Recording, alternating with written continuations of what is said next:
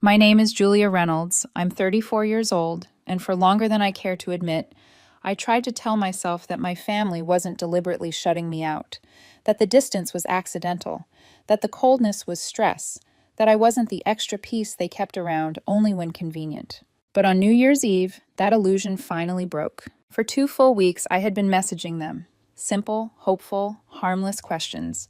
Do you want me to bring dessert? Should I pick something up for the kids? What time should we come? Every reply from my parents felt like a chore for them. Not sure yet. We'll let you know. We're busy. Still, I convinced myself they didn't mean it. I always do. My 7-year-old twins, Lily and Jonah, were the source of all my determination. They spent the week talking about seeing their cousins. They helped me make the casserole my mother claims she can't celebrate New Year's without. They wrapped small gifts, argued over ribbon colors, peeked out the window every 10 minutes asking, "Mom, are we going yet?" They believed in family because I tried so hard to teach them that family meant something. At 6 p.m., we turned into my parents' driveway. 10 cars. That should have told me everything. The house was ablaze with warm light. Laughter carried through the walls. Music vibrated faintly beneath the windows. Someone must have opened another bottle of wine because I could hear the pop and cheers from outside. Inside, it was even worse. Every seat at the long dining table was filled. Neighbors, family friends, my parents, my brothers, and their wives, their kids. Candles flickered. Glasses clinked. People were already mid-meal. They were celebrating without us. I stood at the doorway, holding the casserole, Lily clutching my coat, Jonah hiding slightly behind my hip. Not a single person turned to look. I cleared my throat. "Is there a spot for us at the table?" My father didn't even glance over. He didn't pause eating, didn't blink. He just said, in a tone sharp enough to cut, "Seats are for important people." Someone laughed under their breath. My older brother Mark, always the loudest, always the golden child, leaned against the fireplace, grinning. "Stand and watch like you always do, Julia." Lily's grip tightened. Jonah shrank into himself. I didn't cry, didn't argue, didn't ask why there was room for neighbors, but not his daughter. I walked to the counter, set the casserole down gently beside the untouched dishes, and whispered, "Come on, sweetheart. Let's go." The door closed behind us with a soft, final click. Outside, the night was freezing. Honest. Sharp. Unlike the forced warmth inside. We ended up at a tired old diner off Route 9. Split vinyl seats, flickering neon sign. A waitress wearing a sparkly New Year's headband brought us menus and chocolate milk for the kids. I let them order waffles with ice cream. They thought they'd won the lottery. They laughed and swung their little legs beneath the booth, completely unaware of the bruise forming behind my ribs. Later, Lily and Jonah fell asleep in the back seat, still holding the gift bags they never got to give. I sat in the parking lot watching the fireworks explode above the highway, bright and distant. I felt absolutely nothing. The next day, around 3 p.m., my phone rang. Mark. I let it ring. He called again and again. On the 4th attempt, I answered. His voice was shaking. "Julia, I need $14,000. Right now. It's life or death." He didn't ask how I was. Didn't ask about the kids. Didn't mention the night before. He launched straight into panic. Something about a collapsed lung, a denied insurance form, the hospital refusing to continue surgery without half the payment up front. He said, "Mom and Dad can't do it. Natalie's cards are maxed. Julia, I'm begging you." I stared at the gray January sky through my windshield. Then I whispered, calm and cold, "Happy New Year, Mark. Ask the important people." And I hung up. 5 minutes later, my mother called. Then Natalie, then my father. My phone buzzed nonstop for hours. For years, I was invisible. On New Year's Eve, I was humiliated. But now they needed money, so suddenly I mattered? Not as a daughter, not as a sister, but as a resource. By the end of the first week, I had over 50 missed calls, a flood of messages filled with panic, guilt, and pressure. One night, I listened to one of Mark's voicemails. He sounded exhausted, desperate. "I know I haven't been the best brother. I know I screwed up. But this is life or death. They won't operate unless we pay." His voice cracked. "You're the only one left." His fear shook me, not because he had changed, but because despite everything, a part of me still cared. Then Natalie sent the picture. Mark lying in a hospital bed, tubes in his nose, eyes closed. Under it, one sentence. $14,000, or they send him home. No greeting, no apology, no acknowledgement of how they treated me the night before. Just a demand. I stared at that photo until the colors blurred. Then I dropped the kids at school the next morning, drove to the bank, and transferred $7,000 half, more than I'd ever spent on anything that wasn't for my children. I called my mother to tell her. She exhaled as if checking off a box. When can you send the rest? No thank you, no relief, just entitlement. Mark called that night. You saved my life, I'll pay you back, I swear. He sounded sincere. I didn't let myself believe it. 2 weeks later, Natalie posted a dramatic Facebook update about Mark's miraculous recovery, filled with hearts and hashtags. Family is everything. Grateful to God. So blessed. My name wasn't mentioned once. I reread it twice, then a third time. Nothing. I was a ghost again, an invisible helper, a necessary but unwanted presence. I tried to convince myself to let it go. Then Natalie messaged again, asking for more money. Just a couple thousand, she wrote, to help with his rehab. That was the moment something inside me hardened. Frozen. Final. Because I finally understood. They never planned to pay me back. Not then, not ever. To them, I wasn't Julia. Not a daughter, not a sister, not a person. Just a wallet. And for the first time in my life, I felt the anger I had buried for decades finally rise. The morning after Natalie asked for just a couple thousand more, I sat at the kitchen table staring at her message, my coffee going cold. The twins were getting ready for school. Lily humming softly while brushing her hair, Jonah trying to tie his shoes without asking for help. Their small, everyday noises kept me grounded, kept me from drowning in the pressure that was now tightening around my chest. For a moment, I closed my eyes and breathed slowly, reminding myself that the people who treated me like an afterthought had no right to demand anything from me. But years of conditioning don't disappear overnight. Somewhere inside me, the old instinct whispered, "Do it anyway. They'll be mad if you don't." Then another voice, clearer this time, answered back. They were already mad when you showed up at the door. They were already cruel long before money was involved. I drove the twins to school, waved as they ran toward the entrance, and then sat in the car for a few minutes. I needed to think, to breathe, to reclaim something inside myself. When I got home, the house felt too quiet. My phone buzzed. Mark. I wasn't ready, but I picked up anyway. He didn't sound grateful. He didn't even sound worried anymore. He sounded angry. Julia, what is this I'm hearing from Natalie? You said no. His voice was sharp in a way that made the hairs on my arms lift. I kept my tone calm. I already sent $7,000. That's more than enough. It's not enough, he snapped. You know how expensive this is. I'm recovering. I can't work. We have bills stacked from here to the ceiling. That isn't my responsibility. It should be, he shot back. Family steps up. You owe us after everything we've done for you. That stopped me cold. What exactly have you done for me, Mark? Silence, then anger. Don't play dumb. If I hadn't stepped in years ago, things could have gotten a lot worse for you. I blinked. What are you even talking about? He didn't answer directly, because there was nothing to answer. It was just another manipulation, another invented moral debt. I'm asking for a small amount, he said, voice low, and you're being dramatic again. This is exactly why no one wants to deal with you. Something in me snapped, but it wasn't loud. It was quiet, resolute. You won't see another cent, I said. He sputtered. Julia! I hung up. The silence afterward felt heavier than his shouting. I thought that would be the end of it. But in my family, silence is never the end. Silence is the inhale before the next blow. By noon, my mother texted, Mom, I heard what happened. You refused again. We're all struggling, Julia. Maybe think of someone other than yourself. That word, selfish. It was their favorite tool. Selfish, for spending years raising twins alone. Selfish, for working 2 jobs. Selfish, for being humiliated at their table and still sending money for a surgery they refused to fund. Selfish. My jaw clenched. 2 days later, when the doorbell rang, I assumed it was a package.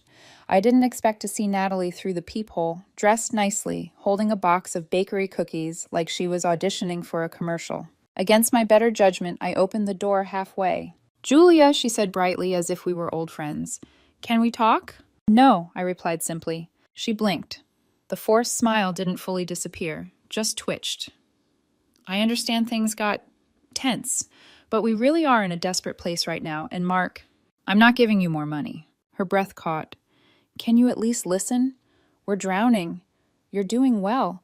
You have the ability to help. I don't understand why you're punishing us. Punishing them. For the first time, I really looked at her. perfect eyeliner, fresh blowout, a manicure I knew wasn't cheap. Meanwhile, I had worn the same pair of 6-year-old sneakers that morning, dropping the kids off at school. I didn't respond. Natalie opened the cookie box like it was an offering. I brought these so we could talk calmly. I slowly, very slowly, closed the door in her face. Her voice pushed through the crack right before it shut. "This isn't over, Julia." Oh, but it was. She just didn't know it yet. 2 mornings later, Mark called again, not asking, demanding. "You're heartless," he said. "If I die because you wouldn't help." "That's enough," I cut in. "We both know that's not what this is." "You owe me," he yelled. "I saved you from a lot worse years ago." "You keep saying that," I replied, "but you've never once explained what you mean." He stuttered. I waited. He had nothing. Then he hung up. The final blow came that evening when my parents summoned me to what they called a family discussion, but what everyone else on the planet would call an ambush. I should have refused, but a part of me wanted to see how far they'd go. So I arranged for a neighbor to watch the twins and went. When I walked into my parents' living room, the air felt thick, like the walls themselves were bracing for impact. Everyone was seated. Mom, Dad, Mark, Natalie. "A silent jury," my mother began. "We think it's time you stop holding this money over everyone's head." I stayed quiet. My father chimed in, frustration dripping from every word. "You don't have a husband. You don't have a mortgage. Your expenses are lower than everyone else's. It makes no sense that you can't spare a few thousand more." A familiar burn crawled up my throat. No husband, no house of my own. Always less, never enough. Mark leaned forward. "We're all supposed to carry each other. It's what family does." Natalie opened a notebook, as if she came prepared to negotiate a loan with a bank, listing itemized expenses from the surgery and recovery. Numbers scribbled like accusations. They talked for 20 minutes straight. I didn't say a single word. When they were done, when the last justification had been thrown in my direction, I stood. "You're not asking," I said quietly. "You're expecting." Their heads lifted slightly. "And the answer is no." I turned and walked out. No one followed. No one called after me. Not even my mother. It was the last time I ever stepped inside that house. A week later, my phone buzzed with a single text from Natalie. "Natalie, we've decided we won't be repaying the $7,000. Given the circumstances, we believe it was a gift." A gift. As if the humiliation didn't matter. As if the desperate middle-of-the-night calls never happened.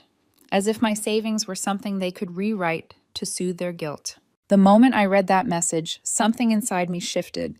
The guilt evaporated, the fear quieted, and for the first time in my life, clarity settled over me like cold, clean air. They thought they could take from me, lie to me, shame me, and walk away untouched. They were about to learn that the unimportant daughter wasn't actually powerless. Not anymore. The morning after Natalie's gift message, I woke up feeling strangely calm. Cold, but calm. Like the moment right before a storm breaks. Not with thunder, but with clarity. For years, I'd told myself that being quiet was easier. That letting things slide kept the peace. That enduring their jabs made me the bigger person. But peace built on humiliation is not peace. And I finally understood that. I spent the morning gathering the twins' lunches, tying Jonah's shoelaces, braiding Lily's hair. Normal things. Quiet things. Things rooted in love, real love, not the conditional kind my parents practiced. But beneath the routine, something sharper pulsed. I wasn't going to let them rewrite reality. Not this time. When the twins were dropped off at school, I drove home and opened the folder where I keep important papers. Inside were pay stubs, insurance documents, the twins' school forms, life preserved in paper. I added something new, screenshots, the transfer receipt, Natalie's messages, Mark's voicemails, the gift declaration, my mother calling me selfish, my father accusing me of refusing to support the family, every ugly little piece. But I wasn't doing it out of vengeance. I did it because for the first time, I realized they would not hesitate to lie about what happened if I didn't protect myself. And I wasn't going to let them lie. Just as I finished printing the screenshots, my phone buzzed. Ryan, my youngest brother, the only one who never mocked me growing up, the only one who wasn't invited to the New Year's table either, the only one who knew what it felt like to be dismissed by our parents. He had been silent through all of this, not out of disloyalty, but out of survival. Unlike Mark, he never demanded, never insulted, never chose sides. He simply stayed quiet. Now he was calling. I hesitated, then answered. His voice was low. "Julia, you need to see something." A moment later, my phone pinged. Screenshots. Dozens of them. A group chat between my parents, Mark and Natalie. A chat I wasn't part of. Messages mocking me, dismissing the money I sent, planning to tell people I gifted the $7,000, strategizing how to pressure me if I refused to give more. My mother, she'll cave, she always does. My father, she should be grateful we invite her at all. Natalie, if she thinks we're paying this back, she's delusional. Mark, let her cry about it. She's good at that. My throat tightened. Even after everything, a small, foolish part of me still held hope that maybe, just maybe, I had exaggerated their cruelty in my mind. But these messages, they were proof. Why are you showing me this? I asked. Ryan exhaled shakily. Because it's wrong. Because you're right. Because they won't stop until you have nothing left. For the first time in 2 weeks, I felt something warm in my chest. Loyalty. Real loyalty. Thank you, I whispered. Julia? His voice cracked. I'm sorry. I'm so damn sorry. It's not your fault, I said gently. You're not responsible for their choices. He didn't respond, but I heard the quiet sniff he tried to hide. We ended the call, and I sat there, staring at the wall, feeling the strange mix of heartbreak and relief wash over me. Heartbreak for the family I never really had. Relief for the truth finally uncloaked. Then I picked up the folder and my keys. If they wanted a gift, they'd get something else instead. A court summons. The lawyer's office was quiet, calm, almost too calm compared to the chaos burning inside me. The receptionist offered water. I declined. My throat was too tight to swallow. The attorney, a middle-aged man with tired eyes, motioned for me to sit. He opened the folder slowly, scanning each printed text message, each screenshot, each voicemail transcript. He didn't flinch, didn't look shocked, just nodded, flipping page after page. Finally, he said, "This is more than enough." My hands trembled slightly. "So, this isn't a misunderstanding?" He shook his head firmly. "No, this is debt. You did not gift them anything. They pressured you under false pretenses. It's enforceable, Julia." My heart thudded. "And the harassment afterward?" I asked quietly. He tapped the papers. "We can document that too." A beat of silence passed before he added, "You did the right thing coming here." For the first time in years, I believed it. We drafted a formal repayment demand. Clear, professional. 14 days to return the $7,000, or we'd take it to court. I walked out of that office into the cold winter air feeling lighter. Not happy, not victorious, just free. But that freedom didn't last long. 3 days later, my lawyer forwarded me an email. Not from Mark, not from Natalie. From my father. The subject line, "Family matters shouldn't be legal." The message, "Julia, your actions are beyond shameful. Weaponizing a moment of crisis is cruel. If you continue down this path, you will regret it. We raised you better than this." Dad. That last line, "we raised you better," landed like a punch. Raised me? They barely acknowledged me unless they needed something. His words didn't break me, though. They ignited me. I emailed my lawyer back one word. File. The court date came quickly. My parents didn't look at me. Natalie sat stiff, jaw clenched. Mark avoided eye contact, tugging nervously at the wristband from his hospital stay. Ryan wasn't allowed to speak, but he sat behind me the whole time, hands clasped tightly in his lap. Every piece of evidence was presented calmly, methodically. The texts, the voicemails, the transfer receipt, and the group chat messages. My parents shifted uncomfortably when their own words echoed through the courtroom. The judge listened silently, then delivered her decision. Mark must repay the $7,000 plus court fees within 30 days. No loopholes, no negotiations, no gift. Just truth. Just justice. I should have felt triumphant. Instead, I felt drained, like every bone in my body had been hollowed out. But for the first time in my life, the exhaustion wasn't from fighting alone. It was from finally fighting back. The night after the court ruling, I didn't celebrate. I didn't even tell the twins. I tucked them into bed, kissed their foreheads, and sat on the edge of the sofa, staring at the dark window. The neighborhood was still, the streetlights glowing faintly through the cold winter air. I thought winning would feel like reclaiming something. Instead, it felt like mourning. Because a part of me, some small, stubborn piece, had still hoped for a different ending. Not victory, just honesty, some acknowledgement, some apology, something. But my phone stayed silent. No apology, no let's talk, no thaw. Just emptiness. And then on day 28, a notification popped up from my bank. A deposit. $7,000. Transferred from Natalie's account. No note, no message, just the bare minimum required by a court order. Minutes later, a text from my mother arrived. "Mom, We've made our decision. Don't contact us. Within an hour, my father unfollowed me on social media. Mark blocked my number. Natalie posted a vague, bitter quote online about snakes disguised as family. And that was that. My entire family cut me out like I was the toxin. But this time, the silence didn't hurt. It felt like a door closing in a house that was already empty, a place I had been haunting more than living in. Days passed quietly, peacefully. For once, the quiet was something I welcomed. No phone buzzing, no guilt-laced messages, no sudden emergencies that were my responsibility. Just calm. Lily stopped asking why Grandma never called. Jonah stopped asking when they'd see their cousins again. Kids have a way of sensing when something is done, even if they don't know the details. But with the stillness came another realization. I didn't have a family anymore, not the one I was born into, at least. I only had the one I was building. And that started with moving forward. A month later, I signed a lease on a new apartment. Nothing extravagant, but safe and bright, with enough room for the twins to have their own spaces. The walls were freshly painted, the kitchen counters clean, the backyard small, but perfect for the kids to play. On moving day, while Lily and Jonah explored their new bedrooms, I stood alone in the empty living room, breathing in the scent of fresh paint and possibility.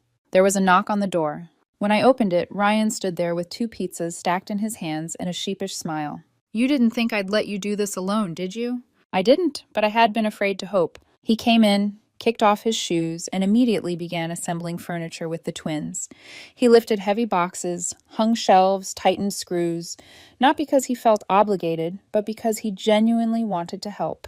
When the last bookshelf was in place, he wiped sweat off his forehead and said, "You know, it's quieter without them." I nodded. Too quiet sometimes. Ryan leaned against the doorframe. "Julia, you didn't break the family." My throat tightened. "It feels like I did."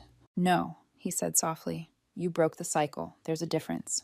His words settled over me gently, like warm air after a long winter. The weeks that followed felt like healing in motion. Caleb, my boyfriend, came over more often.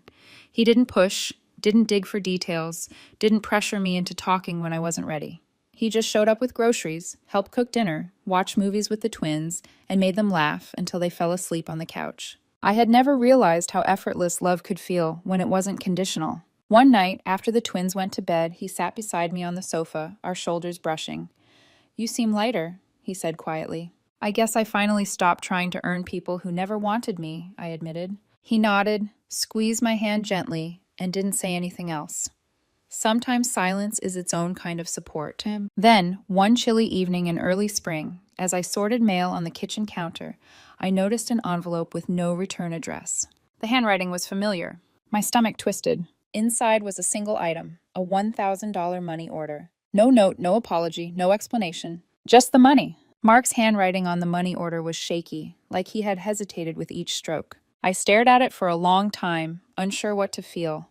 It wasn't restitution. It wasn't remorse. It wasn't forgiveness. It was guilt, maybe shame, maybe an attempt at pretending he wasn't the villain of the story. I folded the money order neatly, slipped it into the drawer with the warranties and spare keys, and closed it. I didn't cash it, not because I didn't need the money, but because it wasn't what I needed from him. Spring turned into early summer. The twins thrived in school. My new home filled with drawings, laughter, and the smell of pancakes on Sunday mornings. Ryan visited often. Caleb became a steady presence. Life didn't feel perfect, but it felt ours. And then one evening, while the twins ran through the sprinkler in the backyard, Ryan sat beside me on the porch steps with 2 iced teas. He didn't look at me when he spoke. "I thought we were all on the same team," he said softly. "I was wrong, but I won't make that mistake again." I didn't answer right away. I just leaned my head against his shoulder. For the first time, the ache in my chest loosened. I hadn't lost my family. I'd simply discovered who my real family was. Later that week, I drove past my parents' neighborhood. I didn't stop. I didn't slow down. I looked at their house, large, well-kept, perfectly lit from the outside, and felt absolutely nothing. No anger, no longing, no grief. Just peace.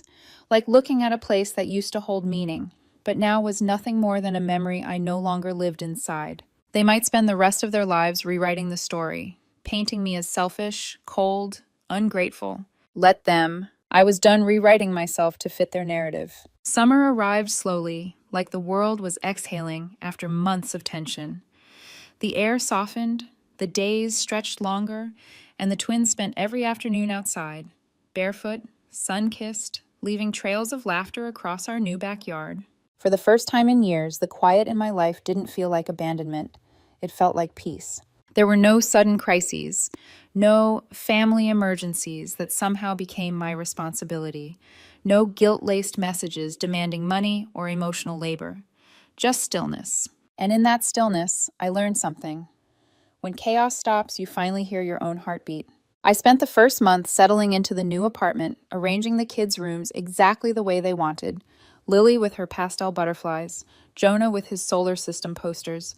I found myself noticing small things. A shared giggle through their bedroom wall, the smell of laundry fresh from the dryer, a moment of quiet coffee before the day started. Moments I never had space to see when my family's constant demands filled the background of my life like static.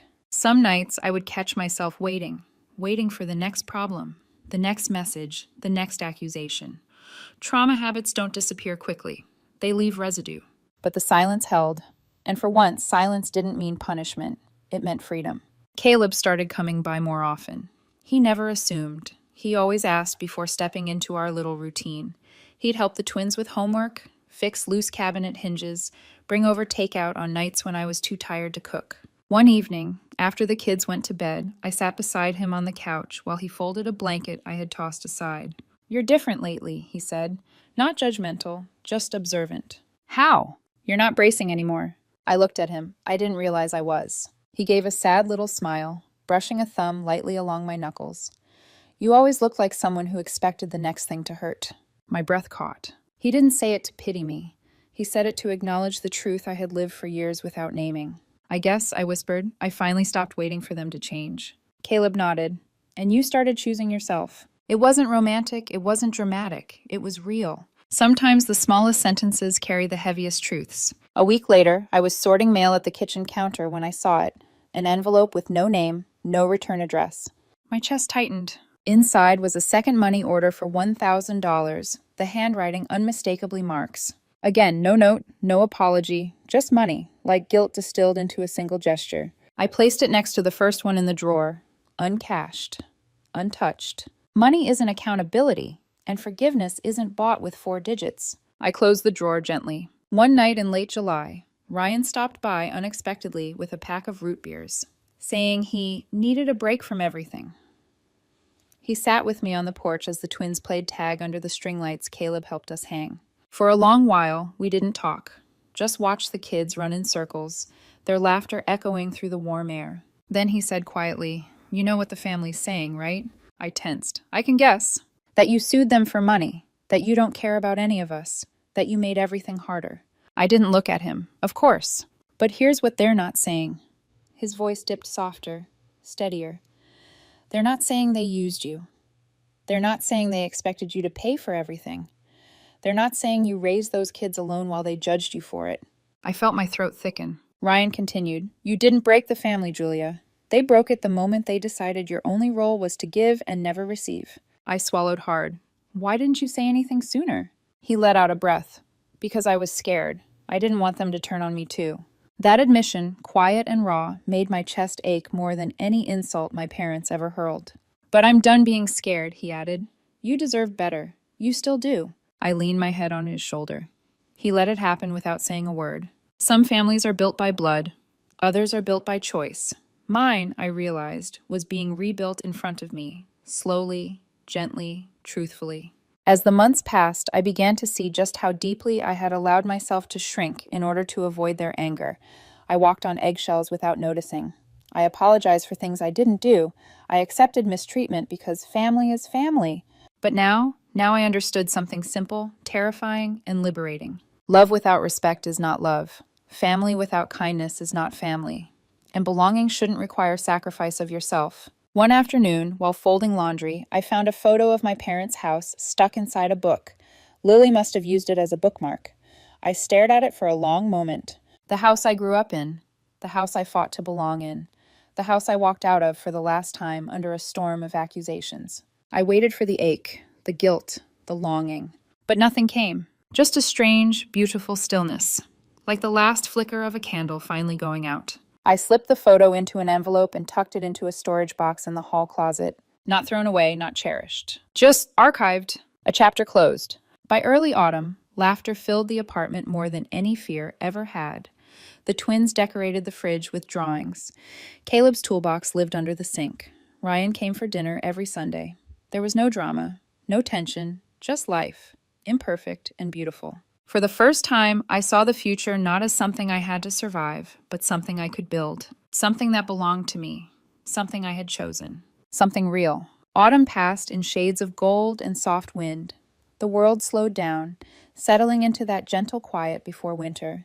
The twins grew taller, braver, louder. Their laughter filled every corner of our home, echoing down the hallway like music that never got old. Life wasn't perfect, but it was peaceful. And peace, I learned, is a kind of miracle. As December approached, reminders of my old life appeared everywhere. Holiday sales, family photo cards, neighbors stringing lights across their porches. The season used to send a cold weight into my chest, a heaviness I carried because it always meant facing people who made me smaller. But this year felt different. This year, I had no invitations to decline, no insults delivered with a smile, no last-minute demands disguised as emergencies. Just quiet, just space, just us. One evening, while wrapping gifts for the twins, I heard Jonah ask Lily quietly, "Do you think Grandma will call this year?" Lily paused, scissors in her hand, and answered with a surprising gentleness, "I don't know, but Mommy always makes it fun anyway." I looked down at the ribbon in my hand and felt something shift in my chest. Not pain, not grief, pride. My children weren't growing up learning to chase love or seek permission to exist. They were learning joy from the small things. Pancakes, movie nights, warm blankets, evenings on the porch. They were learning the kind of love I didn't grow up with. That mattered more than any table I had walked away from. A week before New Year's, Caleb showed up at our door holding a grocery bag and a warm smile. "I come bearing offerings," he joked, pulling out ingredients for lasagna. "Figured we could cook together." The twins cheered. They adored him. Not because he tried hard, but because he didn't try too hard. He just showed up and was kind, consistent, real. Later, while the lasagna baked, he stood beside me at the counter, brushing his hand against mine, a quiet, steady gesture. "You're glowing," he said softly. I laughed. "I think it's just the oven." "It's not." I looked up at him. "What changed?" "You," he said simply. "You finally gave yourself permission to stop hurting." It struck me in the sternum. I didn't answer. I couldn't. But I squeezed his fingers, and that was enough. New Year's Eve came quickly, faster than I expected, taking me by surprise. Last year, I had stood in my parents' kitchen, holding a casserole and wondering how much smaller I could make myself without disappearing. This year, I woke up to sunlight and the twins jumping on my bed shouting, "It's New Year's! It's New Year's!" We spent the morning baking cookies, the afternoon watching movies, and the evening preparing a small dinner. Nothing fancy, nothing stressful, just ours. At around 7 p.m., while the twins set the table, I pulled out 3 chairs, one for each of us, and placed them neatly around the small dining table. Lily tilted her head. "Why 3 chairs, Mom? What about Caleb or Uncle Ryan?" I smiled softly. "These 3 are ours. We add more when others come, but these are the ones that are always here." The twins nodded, accepting the explanation in that simple way children accept truths that adults complicate. 3 chairs, permanent, sacred. Because the 3 of us were the team that never broke. A knock sounded at the door around 7:30. The twins rushed to open it, and Ryan stood there holding 2 bags of gifts and a slightly lopsided cake he clearly tried to bake himself. "I didn't burn it," he said proudly. "Mostly." I laughed and pulled him into a hug. "You didn't have to bake." He cut me off. "I wanted to. For the kids. For you." Behind him, another set of footsteps approached. Caleb walked up carrying a tray covered in foil, flashing a sheepish smile. "I come with backup lasagna in case Ryan's cake explodes." Ryan groaned. "It's not going to explode." We all laughed. The house warmed instantly. Dinner was loud and messy. The cake leaned to one side. The lasagna was perfect. The twins told ridiculous knock-knock jokes. Caleb helped Jonah fix a wobbly chair leg mid-meal. Ryan taught Lily how to flick whipped cream off a spoon without making a mess, which, of course, ended in whipped cream on the wall. But it was real. It was warm. It was family. A real one. The kind that chooses you. The kind you choose right back. At 11:55 p.m., we all bundled up and went outside. Ryan lit 2 small sparklers for the twins, who ran around the yard shouting numbers. as they tried to count down early. Caleb wrapped a blanket around my shoulders, standing behind me. "You okay?" he murmured. I nodded. "Better than okay." "We made it," he said quietly. "Yes," I whispered. "We did." The countdown echoed from a neighbor's yard. 5, 4, 3, 2, 1. Fireworks burst overhead, bright and beautiful. Lily squeezed my hand. Jonah hugged my leg. Ryan cheered. Caleb kissed the top of my head. I looked at the 3 chairs still visible through our living room window. Ours. Home wasn't where I came from. Home was where I was finally allowed to breathe. "I love our life," Lily said softly. I pulled her close. "Me too." Because we don't stand outside the table anymore. We don't ask for a place. We don't wait to be acknowledged. We don't shrink ourselves to fit in. We set our own table now. And at this table we belong.